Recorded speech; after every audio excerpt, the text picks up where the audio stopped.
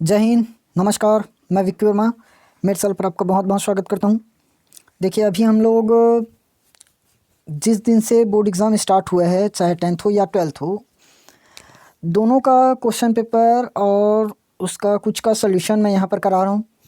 जिनमें से कल हमने 2024 इंग्लिश का 12th वालों का सेट बी कंप्लीट किया था।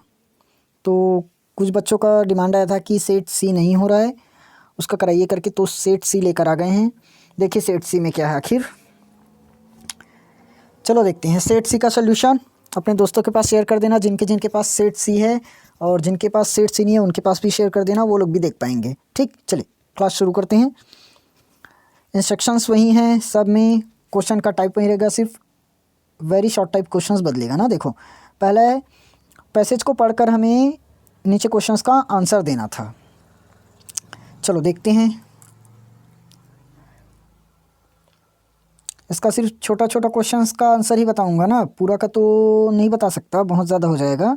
और वीडियो पूरा लास्ट तक देखना, स्किप मत करना, तभी पूरा क्वेश्चन समझ में आएगा। देखो पहला क्या बोला है, our government promise to approve. इस क्वेश्चन का आंसर देखो, अनसीन पैसेज करने के लिए एक ट्रिक होता है, सब लोग जानते हो। पहले क्वेश्चन का आंसर हमें पहले या दूसरे पैसेज में ही मिल जाता है, तो पहले क्वेश्चन का आंसर खोजने के लिए पहले पैसेज में जाना पड़ेगा। देखो, our government promise to approve, क्या दिया है, drug abuse, child labour, dowry system, इतना दिया है। चलो पहले में जाते हैं। देखो पहले में क्या दिया है, पहले पैसेज में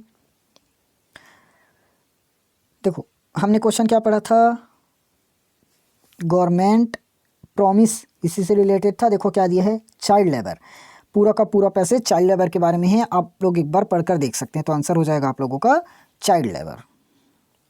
ठीक, आप लोगों का चाइल्ड लेबर ऑप्शन सही होगा। इसमें भी चाइल्ड लेबर एक्ट आएगा। तीसरा क्वेश्चन में 60 to 100 मिलियन। फोर्थ नंबर का क्वेश्चन इसमें क्या आएगा, डिमांड लेस वेज। देखो इसमें इसका मतलब है कम वेतन की मांग। अब industrial prefer to employ children because they, जो इंडस्ट्रियल्स है यानी कि जो भी इंडस्ट्री में काम कर रहे हैं, वो ज़्यादातर बच्चों को ही एम्प्लॉय के लिए प्रीफर क्यों करते हैं, यानी कि बच्चों को पहले वरीयता क्यों देते हैं। क्यों? क्योंकि पैसों की डिमांड बहुत कम है, वो लोग बहुत कम पैसे में भी काम कर लेते हैं, देखे हो ना। ठीक, इस तरह से चौथा क्वेश्चन भी कंप्लीट। पांचवा क्वेश्चन का आंसर आप लोग खोजोगे क्या, या बताऊं? चलो आप लोग खोज कर आंसर कमेंट करना, नहीं होगा तो मैं बता दूंगा। ठीक, चलिए बताना ज़रूर, और पूरे आंसर का पीडीएफ चाहते हो तो कमेंट करना। पीडीएफ आप लोगों को मैं थोड़ी देर बाद प्रोवाइड कर दूंगा। चलिए, अब इसको तो आप लोगों को करना ही पड़ेगा।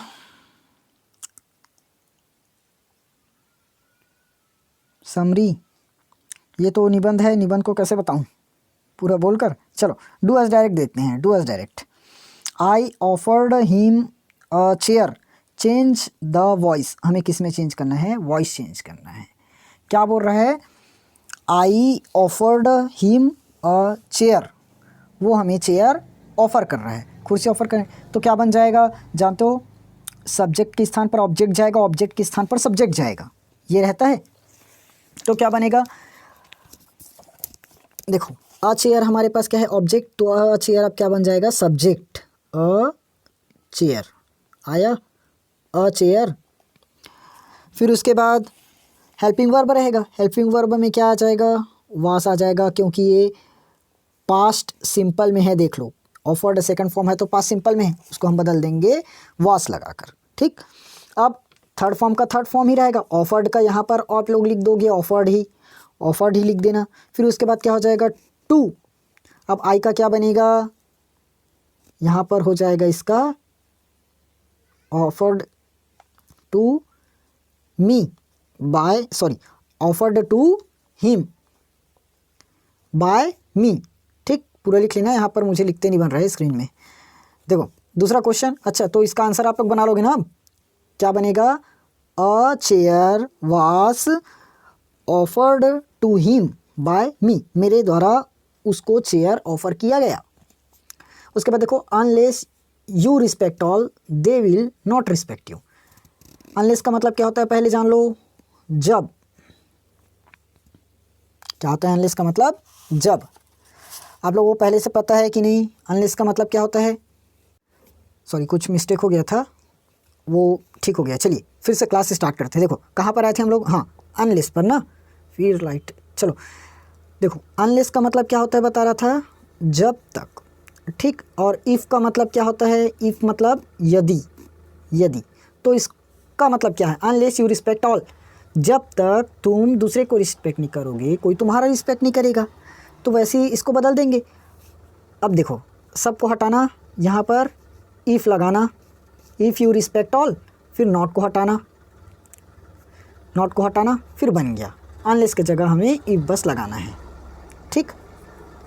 चलिए इसका देखते हैं। The stranger said to me have you lost you way, have you lost you way, क्या आ जाएगा? द स्ट्रेंजर्स, इस पर क्या बनेगा? Asked me, the strangers asked me. मैं सिर्फ मेन मेन पॉइंट्स को लिख रहा हूँ ना। The strangers, sorry the stranger asked me.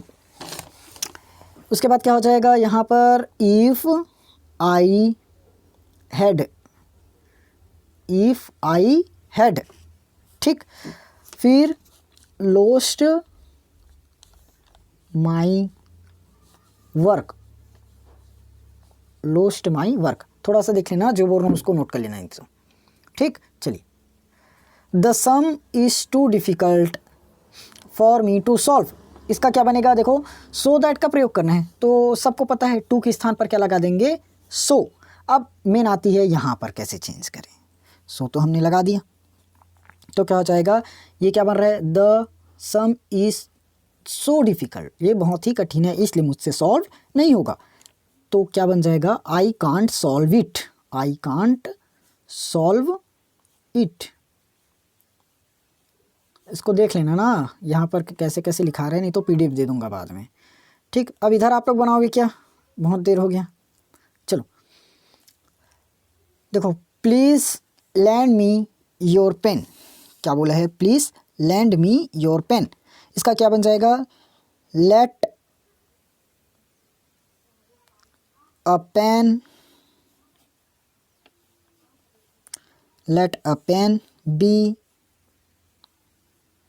Given to me, given to me, ये बन जाएगा, ठीक। चलिए अब बाकी का इधर का क्वेश्चन सब सेम है, जो पिछले सेट में आया था सेम वैसे ही है ना, तो पिछले सेट में आप जाकर देख सकते हैं। और बाकी क्वेश्चंस का आंसर इसका मैं नहीं कराया हूँ क्योंकि आप लोगों के बुक में मिल जाएगा, गाइड में मिल जाएगा, जो भी गाइड आप लोग पढ़ते हो उसी में है, ठीक। चलिए जो क्वेश्चन नहीं मिलता उसका मैंने करा दिया। अब आप लोग को के ऊपर है कितना बनाए हो आप लोग, आंसर बताना, किनका किनका कितना बना है कमेंट सेक्शन पर बताना। और अगला पेपर कब है आप लोग बता देना, उसका सलूशन मैं लेकर आ जाऊँगा जल्दी, ठीक। अपने दोस्तों के पास शेयर कर देना, और क्लास अगर अच्छी लगी हो तो क्लास को लाइक कर देना, और ऐसी और क्लासेस के लिए चैनल को सब्सक्राइब कर लेना, ठीक। चलिए आएंगे कल की क्लास में, तब तक के लिए जय हिंद, वंदे मातरम।